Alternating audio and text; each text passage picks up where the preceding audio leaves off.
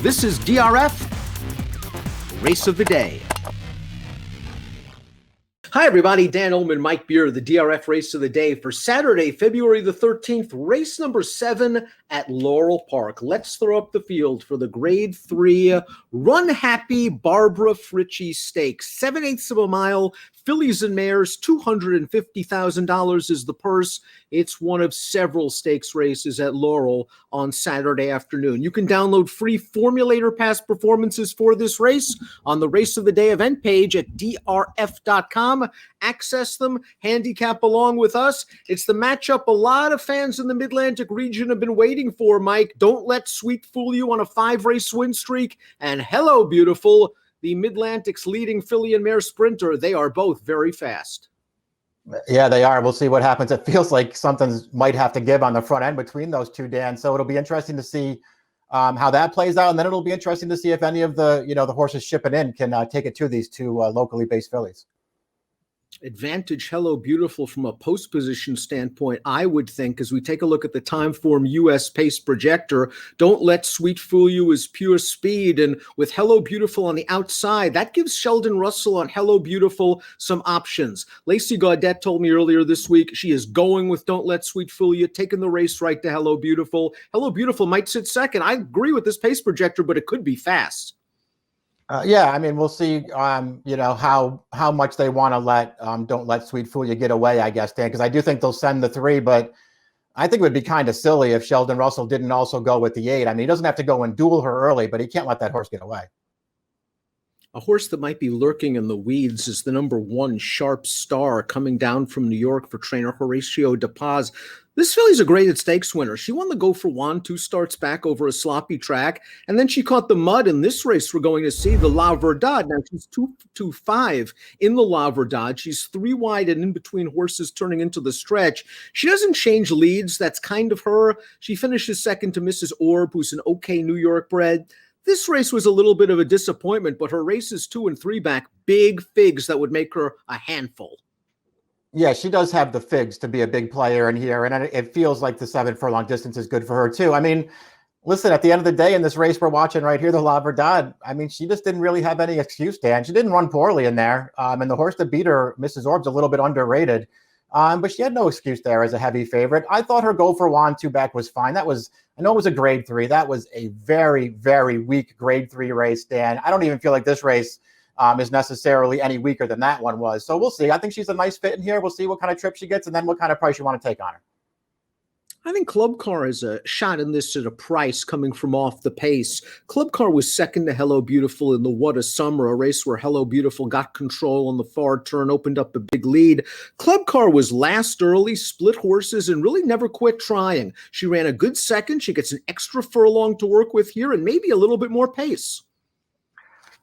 Yeah, maybe. I mean, I don't know, Dan. I thought she ran fine last time. I know she was last early, but it's not like, in my opinion anyway, it's not like Hello Beautiful was walking on the lead in there. I thought she won a legitimate pace. Club Car really couldn't make it that close. I didn't think she ran well at all 2 back. It just makes me wonder whether she's good enough to beat all these horses.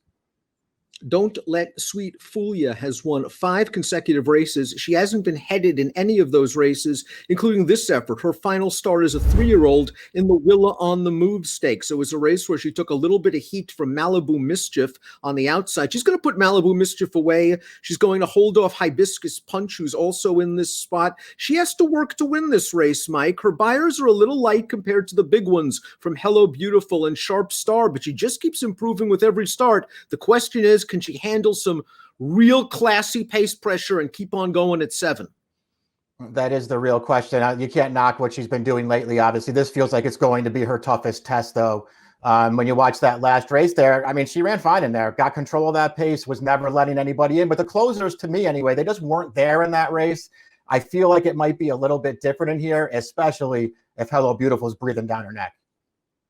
I think a horse that's a little bit dirtied up by her last race running line is the 4 Estilo Talentoso. She was coming off of a long layoff.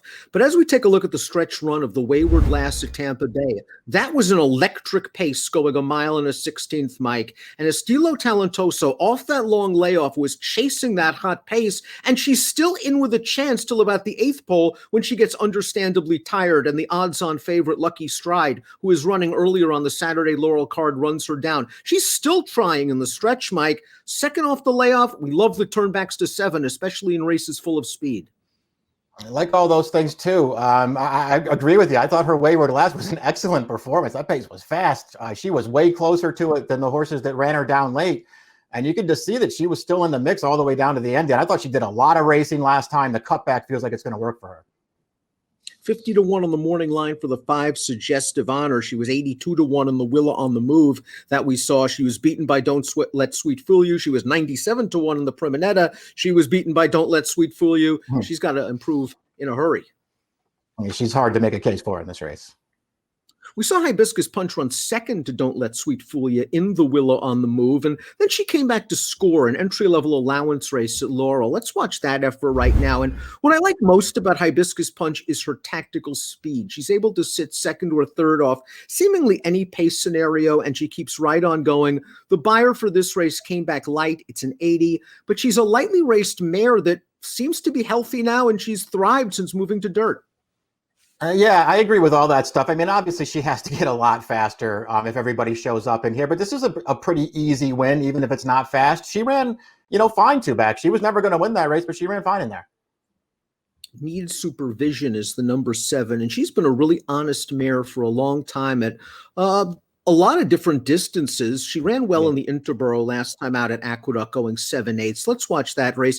She didn't have a lot of luck in here. She's going to be in behind horses as we turn for home, and Needs Supervision just is looking for a way out, crying for a way out, trying to get to the outside, and she eventually will get to the outside, and Bella Aurora is going to get a little bit of a better run, I would say, and beat her. Yeah, I mean, she did really feel like maybe at the end of the day, she got a little unlucky in this race. Now, this is a pretty hungry field, though, Dan. The horse that wins it, as you see, got the clear trip up the inside there to take advantage. She's the longest shot on the board by a long way. I feel like this might have just been a very weak race, but Needs Supervision got pretty unlucky in there. Welcome back to Fergal Lynch, who missed a lot of time with an injury. He'll be aboard, Needs Supervision. And here's Hello Beautiful. She's the star of the show. She is 7 for 7 lifetime on the Laurel main track. She's won her last 3 races. Her buyer 2 back in the Safely Kept, just a sensational 96. And then more workmanlike performance in the What a Summer over a wet track. Let's watch that race. And then the What a Summer, she had to deal with a familiar foe. That's Malibu Mischief, who was pressuring Don't Let Sweet Fool Ya in the video we saw. And Hello Beautiful was just cruising into the stretch. And you're going to see Club Car make it close at the wire. I'm not sure the margin of victory tells the story of this race. It was only a length, but Hello Beautiful seemed well in control.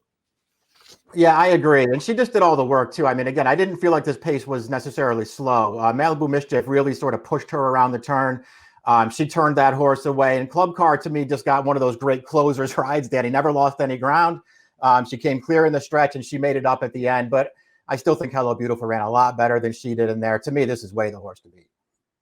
Fun race, the Runhappy Barbara Fritchie. Let's take a look at our top picks in here. It might very well be a war from the start, and it could work against the 2 big names from the local scene, Don't Let Sweet Fool Ya and Hello Beautiful. I'm curious to see if Don't Let Sweet Fool Ya can step up to the next level, handle the pace pressure, and keep on going. I think she'll be a decent price in here, but Hello Beautiful is going to take money. Sharp Star's got to take a little bit of money as well. You're going with Estilo Talentoso from off the pace. There are a lot of angles, and the price is going to be right.